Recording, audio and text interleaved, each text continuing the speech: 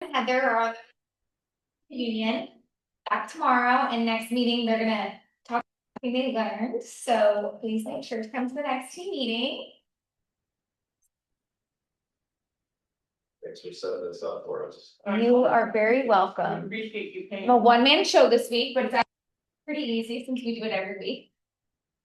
When he wins from this week or the weekend, I can start with one. I went snowboarding this weekend and I didn't die, so I take that as a win. What about you guys? Any win? Yeah, Laura. We went to the snow, so we went well closer. And we took our dog and she was so good. Like, Did you love the snow? It's pretty, was it crowded for you guys? Because it was pretty big there. yeah, it was a little crowded. You know, I went to the hill. But yeah, it was nice. Fun. I was just excited that there was finally snow because we went for Thanksgiving and New Year's and there was no snow, so I was just excited we have. Any other wins? Come on, we need at least one more. I've been everything. Okay. I want everyone else to go. You can go. No, we went with my team. We did, I think, 7 pre-approvals over the weekend from open houses and agents. I ran 15 miles. And got to spend some time at Bulls with my daughter. So That's good. Those are a lot of wins. I love it. Anyone else? I want. Go. Do you not normally hang out on the weekend? We're just Busy. busy. Yeah. So When you get a slow Sunday, it's exciting. yeah, we did some walked around Abbott Canyon and Venice Canals. So that morning. These those the spend time when she likes. I always take my husband on walks over here, and he always suggests it because I like it too. I just want to say that for me, it's getting more natural, easier to just, as I go, like try to just talk to people. Small conversation so that I can just make it a goal to leave my card. I know, that's good, that's important. The more you do it, the more confident you're going to feel that you would want to practice the dialogue. All right. Okay, our for the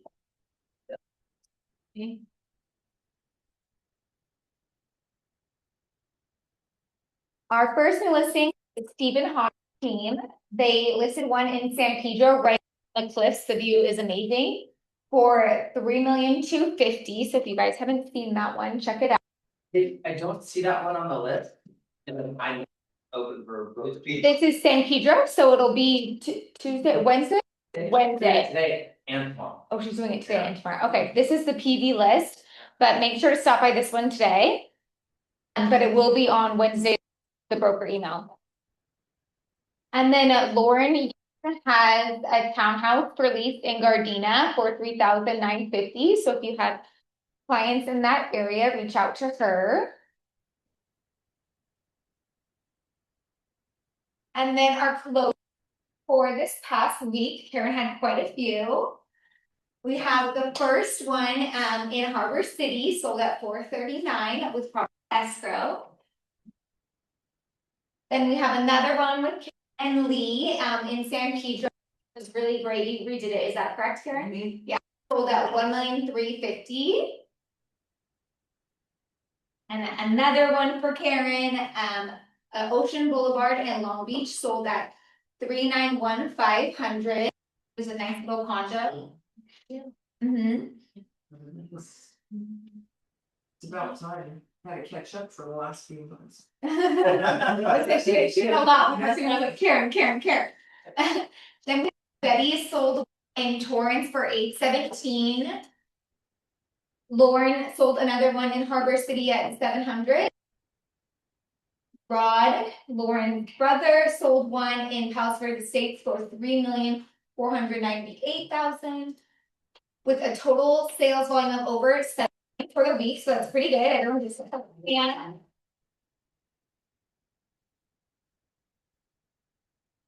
needs and wants. Anyone have needs and wants for any of their clients? I have one, David Schwartz called yesterday, and he's looking for a single level around 1,600 square feet in Palos Verdes. So if anyone has anything coming up, please reach out to David. If you need his contact information, I can provide it. But anyone else have any needs and wants for their clients?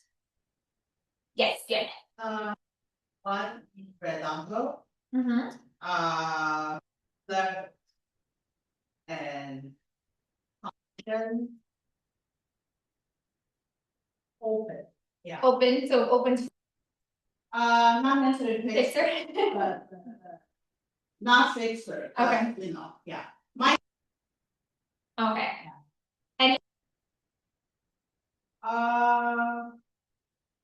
More than 1,500 square feet. Anyone else? Yes, Laura. Then by the park, the Willow Park, Mhm. by off Anaheim, with the nice. The nice lot, so Yeah, lot. she had a nice lot. Go around.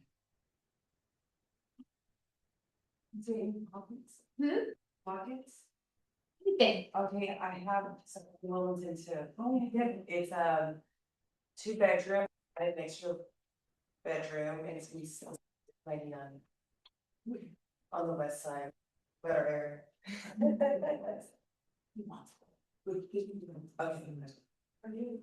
Anyone else? Any other needs and wants, pocket listings? Alrighty. Now we have. Dustin, wanna come on? Sometimes. Let's see. Did we get to look at this? It's not. Oh, how am I gonna do that? Oh, yeah. Yeah. Cool. All right, Nick. Hi, morning. Well, I'm not gonna geek out on you. Morning. You said a lot of my background is in educating your clients and then also helping you with market predictions and build a business around that. So I wanted to share a couple of things, just touch briefly on the Fed. Fed has 2 mandates. You guys remember what they are? To pretty prominently. What is it? Number 1 is to. One of my biggest fans, bro. I'll go for it.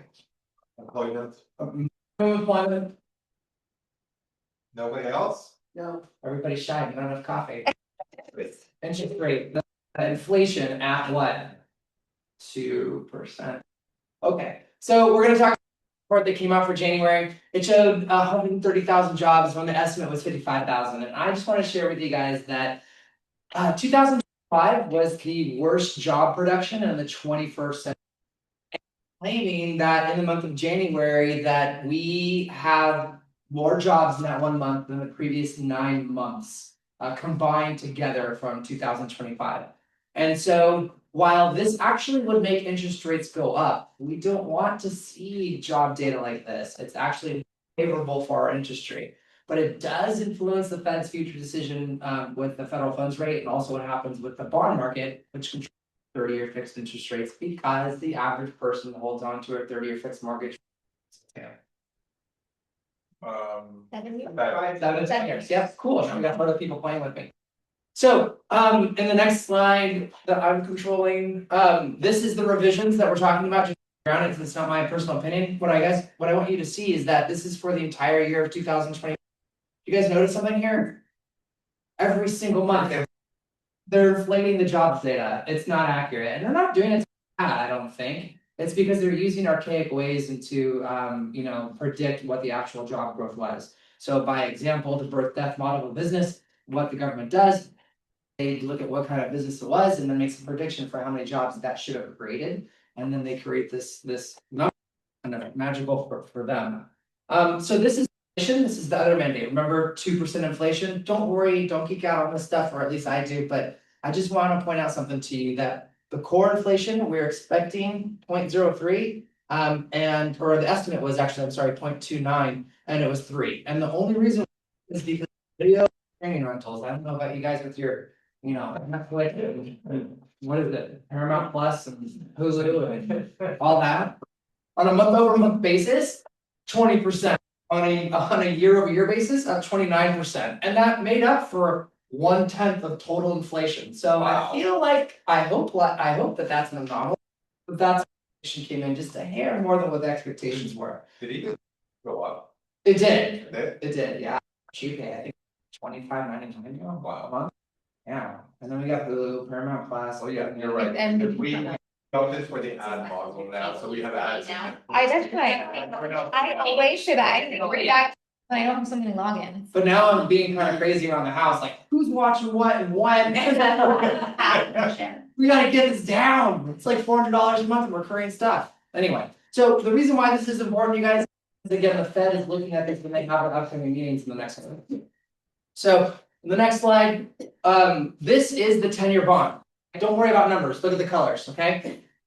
Share with you guys that no one really believes the job numbers that came out in January. There's no way that we had 1 month that beat out the previous 9 months in a row, and that we're having that 1 month come out when we just had the worst year in the 21st century for job growth. So that report came out right here, right at this red line. And so it bumped up a little bit because they were like, oh crap, man, we have more than 3 times the job expectations. But everyone's wised up to it in the financial markets, and we are seeing a significant dip in interest rates. So interest rates back at 5.99% on a 30-year fixed mortgage. That is for conventional financing. For VA financing, you're looking at like 5.37, 5.5, and FHA teetering right at about 5.25, which is phenomenal. So I know at the first of the year that I was the first, and I'm really the only one to really say that I expect interest rates to have instead of a 6. Most of the major economists have predicted an average interest rate of 6.01 or 6.125%. We're already at 5.99, and I'm revising my prediction for the end of the year that interest rate will be at 5.7 to now saying 5.6%. So that's really impactful. Is the inflation numbers that we're going to be seeing in the next month? I'm just sharing that with you. Pretty high numbers, and that means that we're going to have lower numbers to replace them. So this means the interest rates will continue to come down. So Lawrence Yoon, the National Association of Realtors chief economist, I mean, you don't have to take it from me. He says mortgage rates are near 6%. An additional 5.5 million households will now qualify this year that couldn't qualify last year. And I thought that he made a really important point that not all of those are going to come out and buy a house.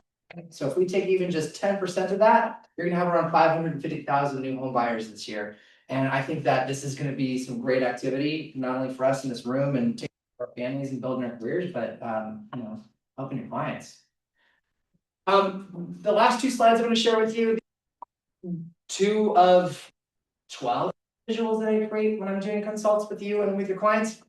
This person I'm talking to literally for the last year with Darlene Paris, and $1 million is what she was looking to buy, and then we only could qualify 924,000. But now with interest rates dipping by 3/4 of a point year-over-year basis, it's to purchasing power by $76,000. Just no change in her income, that just the movement in interest rates. So for those clients that are sitting on the fence that say that they want to wait and see what happens, they want to wait for interest rates to come down, can anyone help me answer this question? Why do you not want to wait? Besides Zoltan, anyone? Competition increases. Right. I mean, I kind of just spelled it out, right? Yeah, so $75,000 more in purchasing power, what do you think is gonna happen? Is that house gonna sell for $1 million? It's gonna go higher than that, right? So we don't wait to buy real estate, we buy real estate and wait, and it's not about timing the market, rather it's how much time you spend. Good. Line right there, I did not create it, but I can tell you that I use it when it's appropriate in conversations with your clients, and it really helps them see things from a different point of view. And I guess this is just a load on me personally. It is just basically another visual where I believe in triggering as opposed to telling your clients why it's a good time to buy a house and how this really works for them.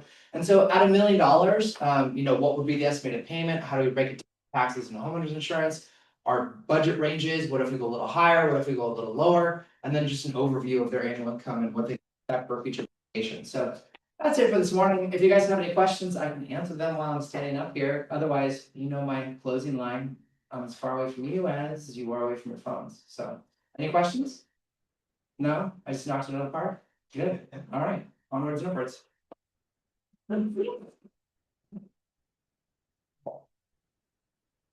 Thanks. Okay, so now we have some upcoming events and classes. We always have our reoccurring momentum days. This past one was really good in best Dream for All program, so you didn't make sure to come to the next ones. I believe there's also going to be an escrow one coming up.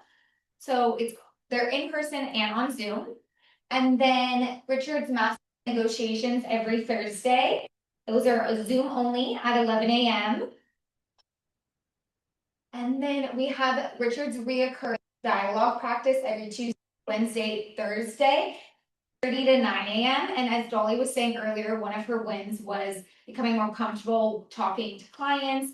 And this will really help you get there to groups. It's really good to go. And I know there's not a lot of PD people joining, so please join. Richard comes in and he'll get in early to make sure that he's on the Zoom every day. I noticed it on the script, you have to have a code, is it the same code for every class? That's it, you Yes, send me- yes. You guys need it, just email, text me and send it to you. Every morning they send it out, so if you're in the WhatsApp group, then you should. Also daily email, it'll. I can add you, but the daily email, it'll be on the daily email as well, if you click on. There's little clickable Zoom links, but if you guys need assistance with that. It's still. Wait, a code for that? I muted. She needed a code to get into the Zoom, but there's always a link, like in daily emails. Heather does a really great job of organizing everything, so it's clickable. So if you ever can't find, check the email for that morning. We always try to stick to only a few Zoom links to try to not confuse everyone. So like the masters in negotiations, that's the same every Thursday. Same with dialogue practice. So if you come in on a random time, it'll always be the same link. And then we have grants, AI and command. His next one will be next week. Everyone that attends these says he's a master and it's always great and so informative. So make sure it's always after the team meeting. Ignite After Dark. Today's topic is capture social media, which actually comes into one of our challenges that we're going to do, which is the 30 for 30. March 1st, Richard thought it'd be a great idea to do 30 reels in 30 days. It's to get your name out there so your friends, family, your boss, it can be great for your business so they know that you're in real estate. And we're going to send out the rules in an email. We're just fine tuning them. It's not for 30 days, you don't need to talk about real estate. It's only going to be a portion of them. We want them to see your personality, but we also want them to know your business. So we'll send out the rules and we'll go over it again in the next team meeting, but it is starting March 1st. So that's this weekend. So everyone get prepared. Yeah. So it's not like you're gonna be talking about real estate every day. You don't have to talk about it every day because I know that can get a little burnt out. So we're trying to decide at least, I think 1/3 or 2/3 of it has to be, but then some could just be you going to a new restaurant or on a walk. So it doesn't have to constantly be real estate. But we just want to make sure that you guys get consistent with it. Your engagement will go, the more you post, the more people will see. So it's gonna be really great for your business. Richard does a great job. Our Instagram before he got here was a little weak and he does a great job of always that we have content posting. So we're really excited for this and I believe there will be some reward we're deciding on the prize. And then do some PD trivia. So last week I was driving Richard and John to the PD installation and we were talking about some fun facts about PD. And so I just thought it'd be fun to do some PD trivia if we know where we work. So the first question is, which Palos Verdes city has the most front property? Which one do you guys think it is? You think PD Estate? What else do you guys think? Is that the overall? It's actually Verdes because it has the long line of the 4 cities. Good to know. I gotta say, it's a fun fact that you wouldn't always know. I was a little bit surprised by this one, but then I think about, you think about the coast, all of that is Metro Palos Verdes, so it makes sense. The next question is, what's the only city in Palos Verdes with its own police department? That's biggest. Yes, that one is PBS state.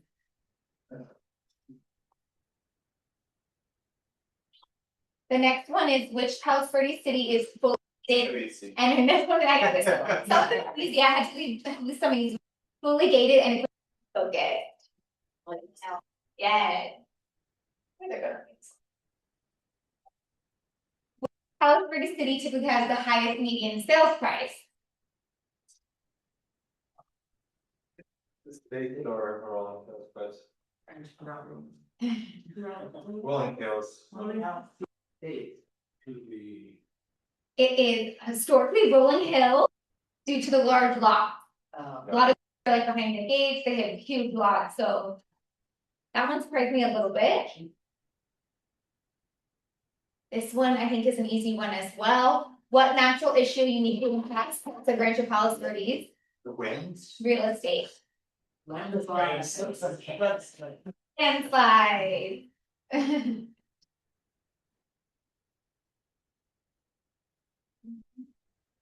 Which Palos Verdes city was originally developed with deed restrictions requiring specific architectural style? KWPV. Okay, this is a tricky one because there's multiple.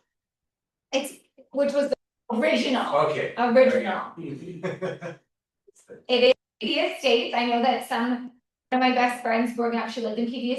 They weren't allowed to paint their doors certain colors and do all these certain things and have, I believe, street lights. Is that correct?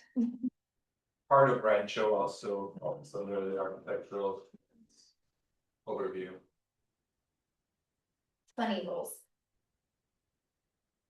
I believe this is the last question. What major natural landmark in Palos Verdes attracts tourists? Natural, okay. Well, I guess natural. Well, let's say landmark. Gardens. Let's take out the word natural. I feel like that makes sense. Rancho, that's not in Rancho. You can. Good drive, though. I actually, when I was talking earlier about when I go on walks with my husband, I always walk here. Anyone have an idea? Lighthouse. We're going to say, like, remember going on the walk over there? It's so I drag my husband and we do it. You can walk from Golden Cove all the way to the lighthouse. You can go all the way to Terranea if you want to go farther.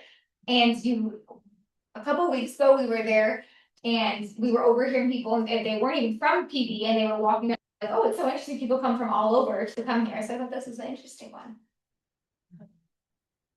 That is all we have for today. So thank you. I'm letting you guys out early, so enjoy your day.